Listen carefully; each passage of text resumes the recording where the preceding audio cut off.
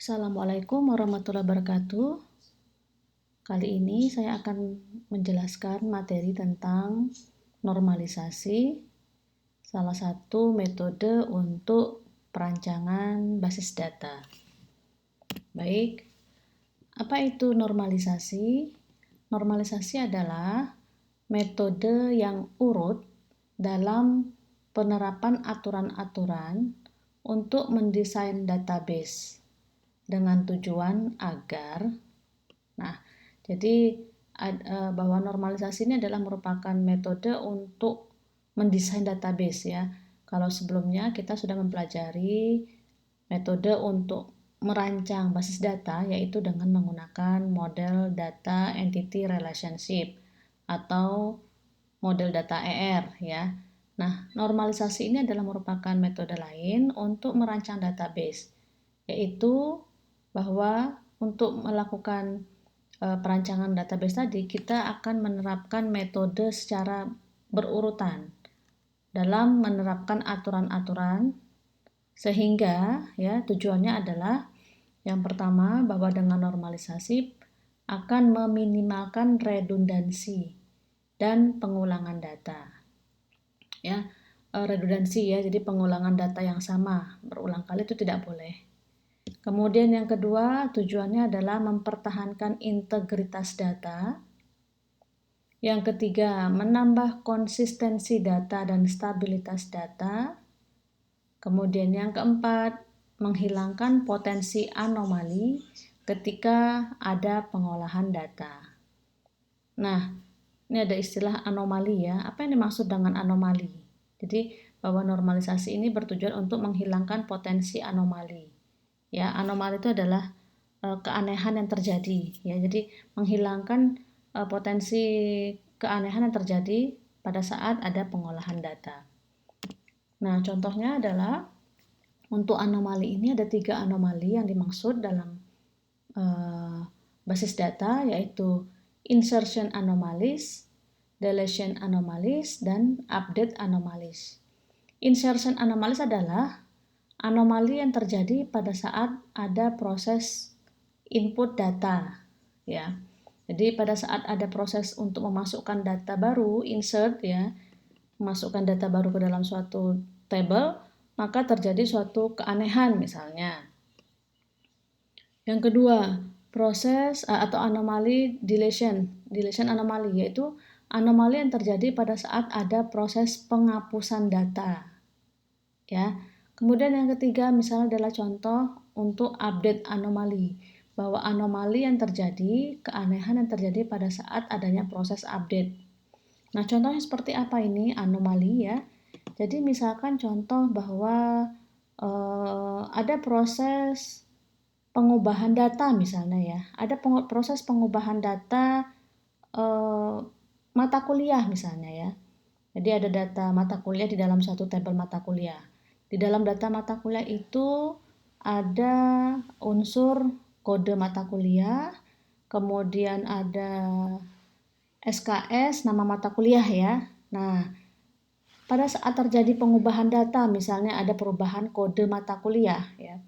Ada proses pengubahan kode mata kuliah.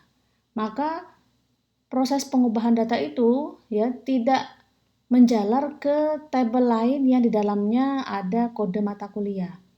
Jadi misalnya tabel yang berelasi dengan mata kuliah ini kan mungkin biasanya ada tabel nilai ya. Tabel nilai kalau kita berbicara contoh basis data sederhana pada proses sebelumnya, kita punya tabel mahasiswa, kemudian kita punya tabel mata kuliah ya. Kemudian relasi yang terjadi antara mahasiswa dan mata kuliah adalah tabel nilai ya. Jadi misalkan kalau saya tulis di sini ya contoh, kita punya tabel mahasiswa. Tabel mahasiswa itu ada NIM, ada nama, ada misalnya jenis kelamin. Kemudian kita punya tabel mata kuliah ya. Tabel mata kuliah ini ada kode mata kuliah, ada nama mata kuliah, kemudian ada semester dan SKS-nya ya. Kemudian ada lagi tabel yang menghubungkan antara mahasiswa dengan mata kuliah, itu tabel nilai misalnya. Bahwa mahasiswa mengambil mata kuliah ya, maka eh, terbentuk tabel nilai karena derajat relasinya atau kardinalitasnya n ke n ya. Maka di sini tabel nilainya adalah tabel yang isinya ada NIM, ada kode mata kuliah ya.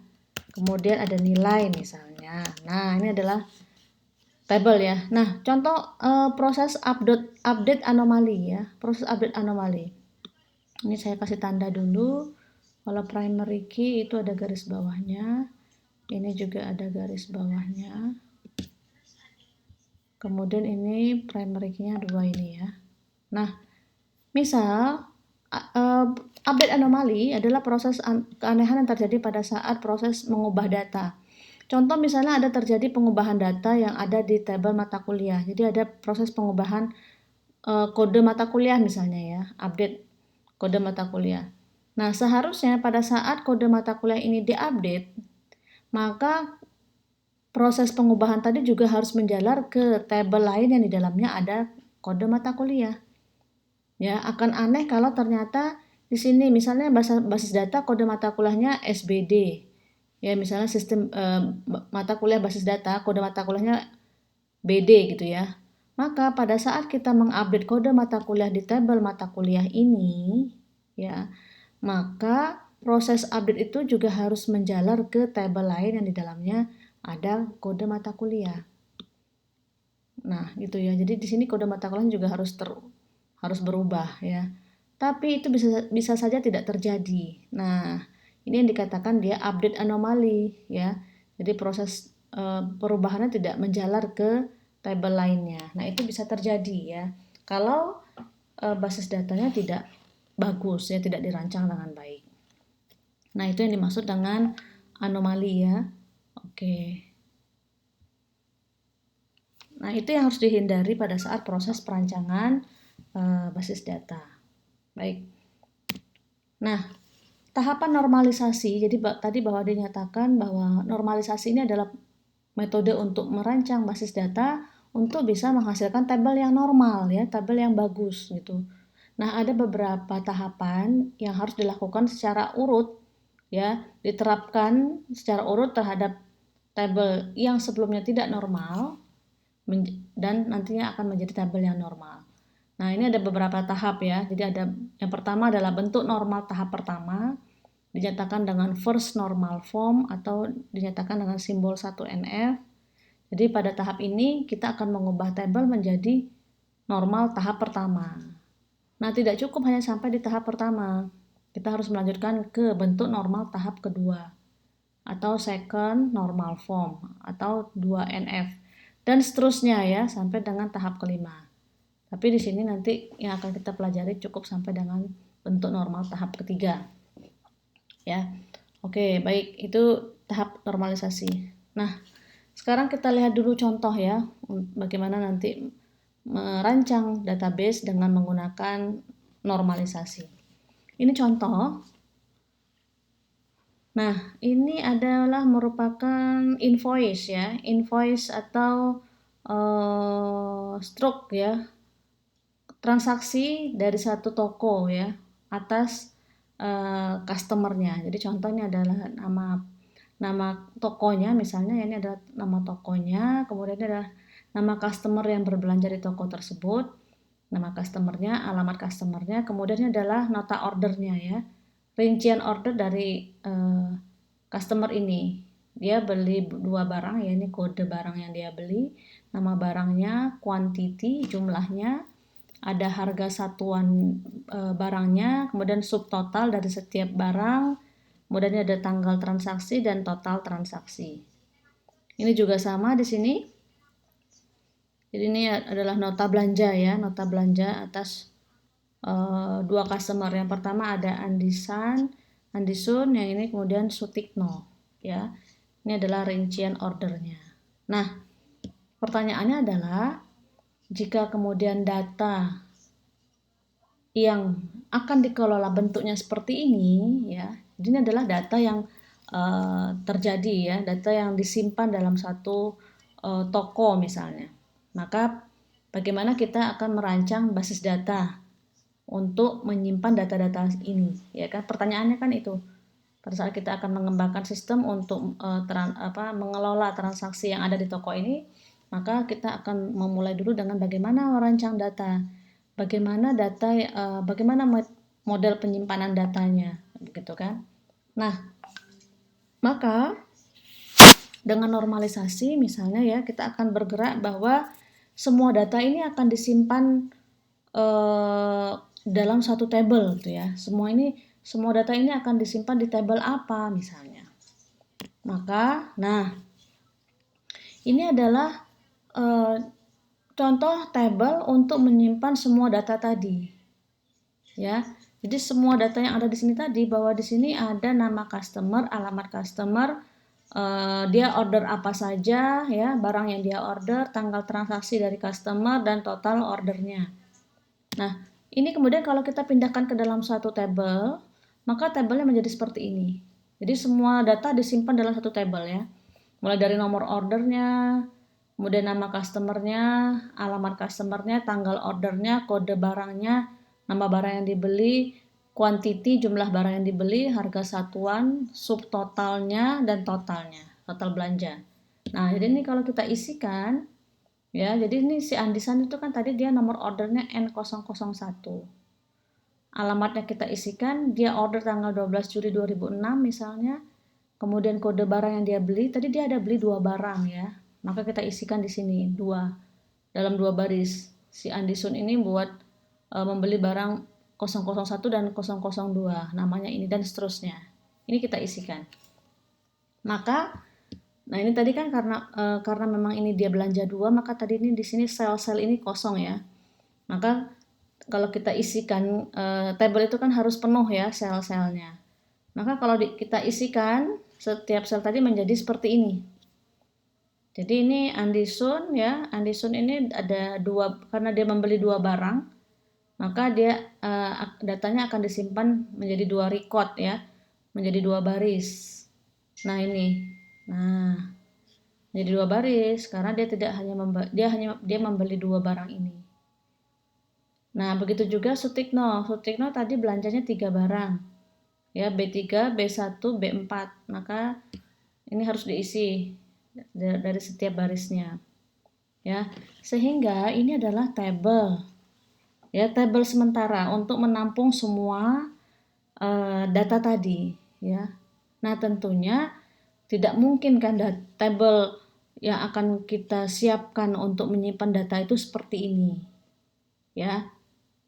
Kenapa tidak mungkin ya? Karena kalau dilihat tabel ini ya, dalam istilah perancangan basis data, tabel ini nggak bagus karena satu tabel bisa menyimpan macam-macam ya. Di sini satu tabel menyimpan data customer, ya, menyimpan data barang, menyimpan data transaksi ya. Ini ada informasi yang sama itu diulang berkali-kali. Bayangkan kalau misalkan nanti ada satu customer lagi yang belanjanya tidak hanya 2 item. Saya belanja sampai 20 item misalnya. Berarti bagaimana nih kalau ada satu customer baru yang belanja sampai 20 item? Maka nanti akan ada 20 baris yang sama yang diulang terus untuk nama customernya ya. Di contoh ini Andisun ditulis terus sebanyak orderannya. Alamatnya ditulis lagi padahal di atas sudah ditulis. Begitu juga di sini. Ya, Sutikno ini alamatnya yang sama ditulis berulang kali. Nah, ini tidak boleh. Ya, artinya ada pengulangan data yang sama. Ya, tidak boleh. Data itu cukup satu nilai itu cukup ditulis 1 kali. Ya, kalau seperti ini namanya redundansi data ya, pengulangan data yang tidak boleh terjadi. Nah, artinya tabel ini adalah tabel yang belum normal. Ya, ini yang harus kita normalkan, yang harus kita ubah menjadi tabel yang bagus gitu ya, tabel yang baik. Nah, oke. Jadi selanjutnya adalah kita akan melakukan normalisasi. Kita akan menerapkan aturan normal tahap pertama untuk membuat tabel ini menjadi normal ya. Jadi ini tabelnya belum normal. Ya, oke. Nah, sekarang untuk bentuk normal tahap pertama atau first normal form, syaratnya adalah ya, tidak ada atribut yang duplikat dalam sebuah tabel. Jadi tidak boleh ada atribut yang duplikat dalam sebuah tabel, jelas ya. Yang kedua, tidak ada baris yang duplikat, tidak ada baris yang sama dalam sebuah tabel. Kemudian nilai sel dalam satu tabel itu harus atomik, harus single ya, harus bernilai single. Jadi nilai dalam satu sel itu harus 1 gitu ya, tidak boleh 2. Itu syaratnya. Nah, satu lagi, tidak ada pengulangan grup data. Syarat untuk normal form. Bagaimana agar kita bisa mengubahnya menjadi normal form, first normal form? Maka langkah-langkahnya adalah yang pertama, hilangkan atribut yang duplikat ya, karena tadi di syaratnya tidak boleh ada atribut yang duplikat, maka langkahnya adalah hilangkan atribut yang duplikat. Buatlah menjadi tabel terpisah untuk masing-masing grup data dan buat atribut relasinya. Nah, ini maksudnya adalah kita harus memecah tabel tadi menjadi tabel yang terpisah untuk masing-masing kelompok data. Jadi kita memecah tabel menjadi 2 tabel ya untuk masing-masing kelompok, dan harus kita buat relasi. Karena tadi kita sudah memecah satu tabel menjadi 2 tabel, maka kita harus membuat atribut yang merelasikan 2 tabel tersebut. Ya, itu langkahnya. Kemudian yang ketiga, identifikasi setiap set relasi data dengan satu atau beberapa kolom unik. Maksudnya adalah setiap tabel itu harus ada primary key-nya. Nah, itu ya syarat untuk membentuk menjadi bentuk normal pertama. Nah, oke, sebelum kita pecah tabel yang tadi atau kita normalkan menjadi bentuk normal tahap pertama, ini yang dilarang dalam first normal form ya, yang tidak boleh. Yang tidak boleh dalam bentuk normal pertama adalah contohnya seperti ini. Kita lihat misalnya di sini adalah record ya, satu record dalam satu tabel ya. Ini adalah nomor order, kemudian ada nama customer. Nah, bahwa tadi di sini untuk si Andesun itu tadi kan beli 2 barang. Ya, beli 2 barang. Rinso dan Polo. Nah, ini tidak boleh seperti ini. Ya, kalau mau dijadikan satu record tadi ya, N001, Andesun tadi kan belanja 2 barang. Nah, ditulis seperti ini itu tidak boleh. Rinso, Polo, kemudian kuantitinya Rinso tadi itu beli 4, Polonya beli 5, harga barangnya Rinso itu 5.000, Polo itu 400. Ya, nah ini tidak boleh, salah seperti ini. Karena apa? Karena selnya tidak bernilai atomik ya, selnya tidak bernilai tunggal. Setiap sel ini harus isinya 1 ya, harus bernilai 1. Nah, ini tidak boleh ya. Kemudian selanjutnya yang dilarang dalam first normal form adalah tadi ya, pengulangan atribut. Pengulangan atributnya ya, ini seperti ini ya. Misalnya ini nomor order, nama customer, barang yang pertama, jumlah barang yang pertama, harga barang yang pertama, barang yang kedua, jumlah barang yang kedua, harga barang yang kedua, itu tidak boleh ya. Karena ini atributnya sebenarnya sama. Ya, sebenarnya kan barang 1 dengan barang 2 itu atributnya sama ya, tidak boleh. Nah, begini juga tidak boleh ya. Ada sel-sel yang kosong itu tidak boleh. Oke, itu yang harus diubah dalam first normal form. Oke. Jadi kita lihat lagi, back dulu ke tabel yang akan diubah. Nah, ini adalah tabel awalnya tadi yang belum normal. Kita akan menormalkannya menjadi bentuk normal pertama. Maka ya, sesuai dengan syarat atau langkah tadi untuk first normal form, maka memang ini syaratnya tadi belum terpenuhi dan kita harus mengubahnya menjadi normal pertama ya. Bahwa untuk normal yang pertama tadi adalah bahwa kita intinya harus memecah ini ya, memecah tabel ini menjadi 2 tabel yang kita pecah sesuai dengan kelompok datanya. Maka bagaimana perubahannya? Yang tadi ya, ini syaratnya, kemudian ini langkahnya ya. Hilangkan kalau ada atribut dan duplikat, dihilangkan. Kemudian kita pecah menjadi tabel ya, buat menjadi tabel terpisah. Oke, selanjutnya maka nah ini dia adalah bentuk first normal formnya ya, bentuk first normal formnya. Oke, saya back dulu ini ke tabel awalnya. Nah, ini. Ya, ini tabel awal yang mau kita ubah menjadi first normal form tadi. Intinya adalah kita pecah menjadi dua tabel yang berbeda. Bagaimana memecah tabel ini? Ya, tabel ini bagaimana dipecah menjadi dua? Tentunya kita kelompokkan data-data yang sejenis menjadi satu tabel. Ya, nah di sini ada nomor order, ada nama customer, alamat customer, tanggal order, kode barang, nama barang, quantity, harga satuan barangnya, subtotal belanjanya dan total belanjanya. Ya, nah kalau kita lihat di sini kan ada data customer ya, yang terkait data customer itu kan ada nama customer, alamat customer ya, dan tanggal order customernya. Begitu juga yang di sini ada kaitannya dengan data barang yang dia beli. Ya, data barang yang dia beli, maka mudah saja kita bagi menjadi dua tabel yang terpisah. Tabel customer dan tabel barang ya. Oke. Sehingga first normal formnya menjadi ini dia. Seperti ini. Ya.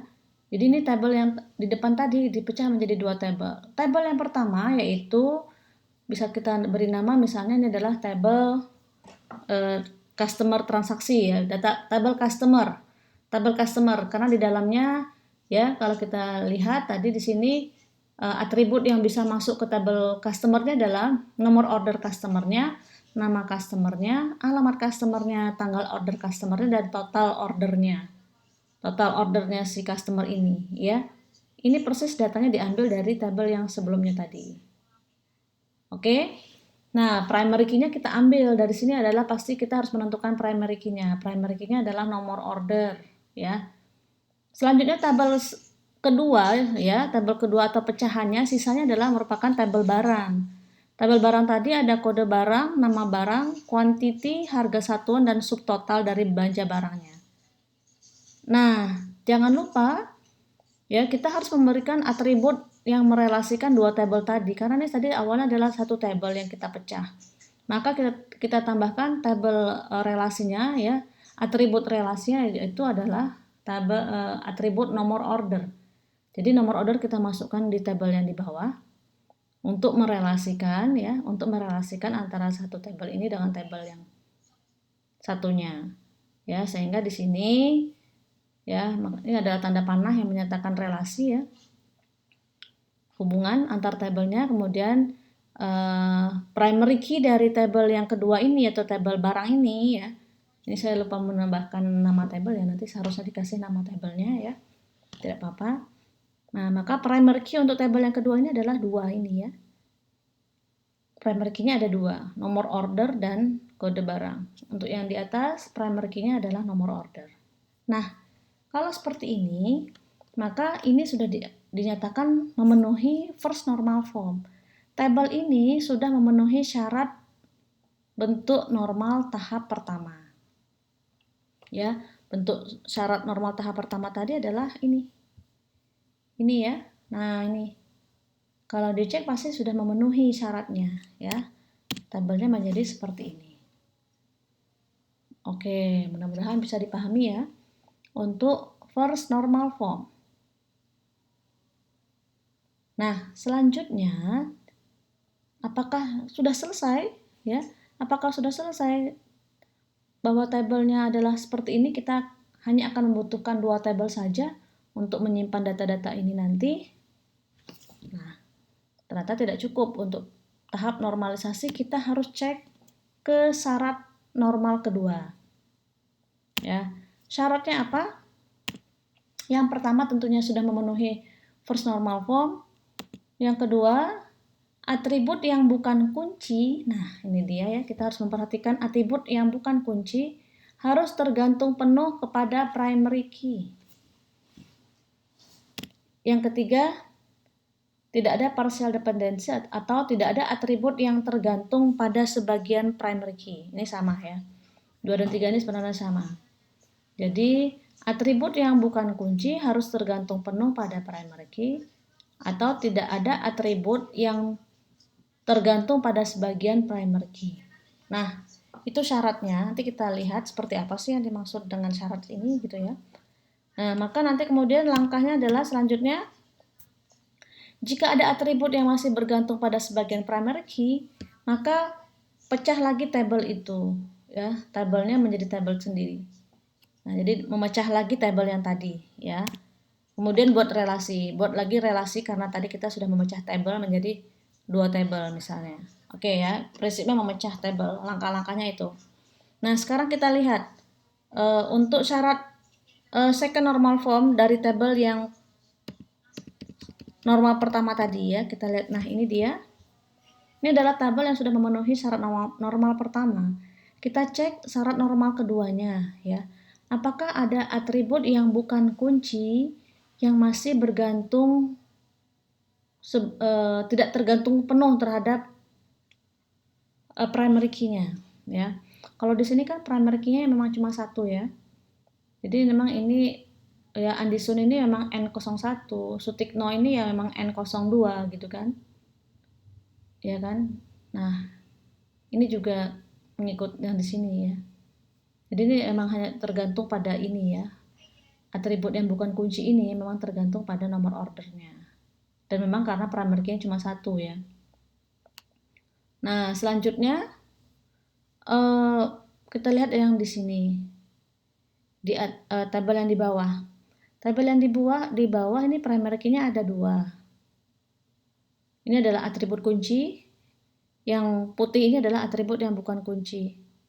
Syaratnya adalah atribut yang bukan kunci harus bergantung penuh terhadap atribut kunci, gitu kan?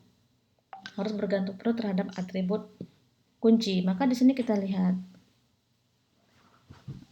ya yang nama barang. Nama barang itu di sini ada yang sama, kita lihat Rinso misalnya. Rinso itu kalau di sini di baris yang pertama N1B1. Di baris yang keempat Rinso itu N2B1. Nah, ini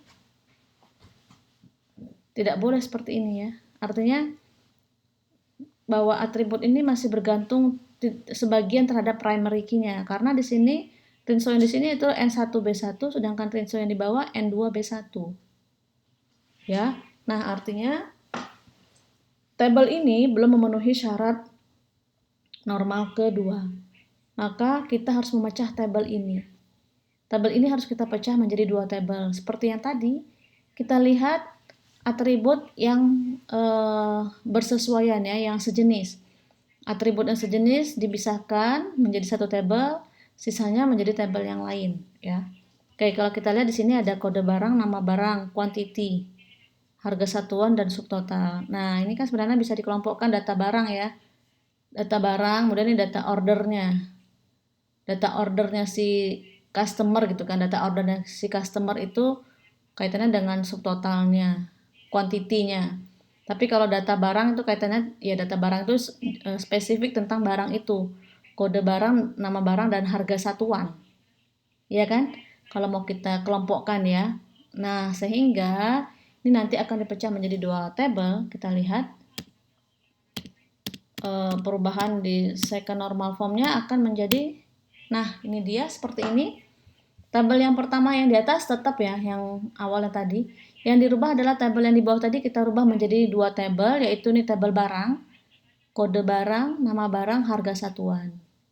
Ya, sisa atribut sebelumnya adalah ada quantity, nomor order ya, nomor order, quantity, subtotal.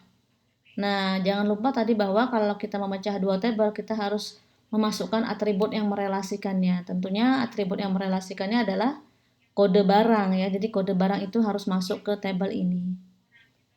Ya, ini yang menyatakan dia relasi satu tabel yang kemudian dipecah menjadi dua tabel. Oke, seperti itu ya. Nah, ini jadi dalam bentuk second normal form ternyata kita menghasilkan tiga tabel ya. Yang dari awalnya 1 jadi 2, 2 jadi 3. Oke, jadi jangan lupa primary key-nya dari masing-masing tabel ya. Harus ada dan atribut yang merelasikannya. Oke ya, jadi ini kalau mau dikasih nama ini adalah tabel apa ya namanya? Tabel customer transaksi. Di sini mungkin tabel rincian transaksi ya, karena ini rincian daripada suatu transaksi. Kemudian ini ada tabel barang. Oke. Nah, ini adalah bentuk normal kedua. Nah, sekarang ternyata masih ada lagi yang perlu dicek ya untuk bentuk normal ketiganya. Untuk bentuk normal ketiga, syaratnya adalah sudah memenuhi normal yang kedua, kemudian tidak ada atribut yang tergantung secara transitif pada non-key lainnya. Nah, ini adalah kita akan cek atribut yang tidak kunci bergantung terhadap atribut yang bukan kunci lagi ya. Jadi bukan pengecekan terhadap atribut kunci, tapi kita mengecek antara atribut non key dan non key lainnya ya. Nah, langkahnya adalah sama halnya seperti tadi, jika masih ada atribut yang tergantung secara transitif pada non key lainnya, maka kita pisahkan menjadi tabel sendiri ya. Oke. Nah, saya back dulu ke bentuk normal yang kedua yang tadi ya. Oke. Ini adalah bentuk second normal form yang tadi sudah kita hasilkan. Artinya ini sudah memenuhi syarat normal pertama dan syarat normal ketiga. Sekarang kita akan cek untuk syarat normal yang ketiga tadi. Bahwa syarat normal yang ketiga tadi kita akan cek apakah ada atribut-atribut yang bukan kunci bergantung dengan atribut bukan kunci lainnya. Nah, sekarang kita lihat yang bukan kunci itu kan yang di blok putih ini ya. Yang tidak di blok ya, yang blok putih. Sekarang kita lihat di sini quantity dan subtotal ya. Nah, ini tidak ada ketergantungan ya. 4 dengan 20.000, 5 dengan 2.000 itu kan tidak ada ketergantungan ya kalau di sini ya. Itu juga di sini Rinso 5.000, Polo 400 itu kan ya suatu nilai yang berdiri sendiri ya. Nah, sekarang kalau kita lihat di sini ada nama customer, alamat customer, tanggal order, dan total ya. Jadi ini si Andison order tanggal sekian, total belanjanya sekian ya. Nah, untuk contoh seperti ini kita lihat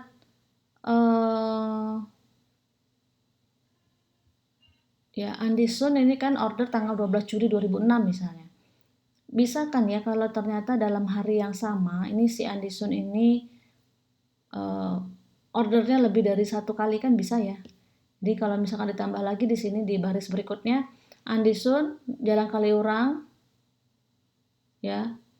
Kemudian order juga di tanggal 12 Juli 2006 dengan nilai yang sama misalnya. Bisa kan ya? Ya, bisa terjadi, mungkin terjadi. Ya, jadi Andison Jalan Kaliurang nomor 90 juga. Tapi memang nanti nomor ordernya N03 ya. Karena dia transaksi misalkan dia transaksi pagi, dia transaksi malam, maka di sini nanti ada N03 Andison Jalan Kaliurang nomor 90 tanggal 12 Juli 2006 dan juga belanja 22.000 misalnya. Nah, kalau seperti ini ada data yang sama gitu ya. Ada data yang sama antara satu record dengan record yang lain. Ya, ada data yang sama. Nah, itu bisa dianggap sebagai bahwa atribut tanggal order dengan total ini tergantung secara transitif gitu ya. Tapi itu sebenarnya mungkin terjadi. Mungkin terjadi. Ya, karena memang transaksi yang lain. Nah, tapi jika ada kasus seperti itu, memungkinkan kasus seperti itu, nah ini dikatakan dia masih belum memenuhi bentuk normal tahap ketiga. Maka kita sebaiknya memecah lagi, ya akan lebih baik kalau kita memecah lagi tabel ini menjadi dua tabel yang terpisah.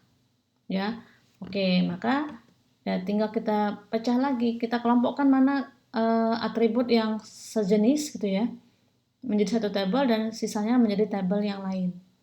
Nah, kalau kita lihat di sini ada nama customer, alamat customer, ya, ada tanggal order total, jelas ya. Kalau di sini bisa kita lihat, ini adalah kita bisa membuat satu tabel customer sendiri. Ya, tabel customer sendiri yang di dalamnya tidak ada tanggal order dan total.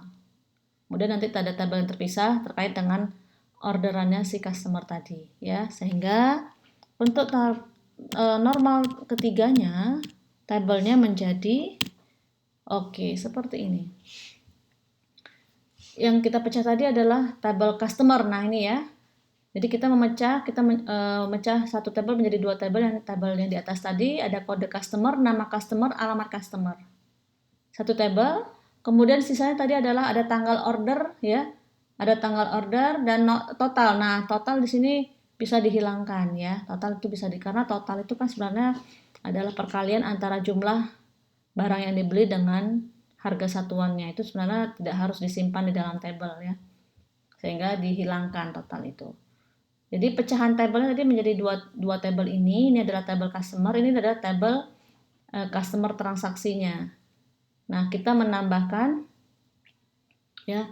Kita menambahkan di sini ada kode customer ya, karena tadi kita pecah ya. Kode customer, kemudian tanggal order ya. Kemudian ada nomor order ya. Nomor order tadi kan memang sudah ada sebelumnya yang merelasikan ini dengan tabel sebelumnya lagi. Ya. Nah, ini garis-garis yang menghubungkan relasi antar tabelnya. Ya, oke, ini adalah tabel sebelumnya yang dibentuk normal tahap kedua. Ya. Jadi, dibentuk normal tahap ketiga, ternyata kita menghasilkan 4 tabel, ya. Ada tabel ini kalau diberi nama ada tabel customer, ini ada tabel customer transaksi, ini ada tabel barang yang di sini ya.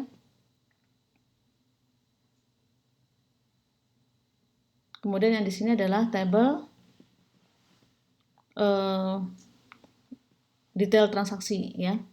Oke, seperti itu. Ya, baik. Nah, cukup ya. Jadi ini adalah bentuk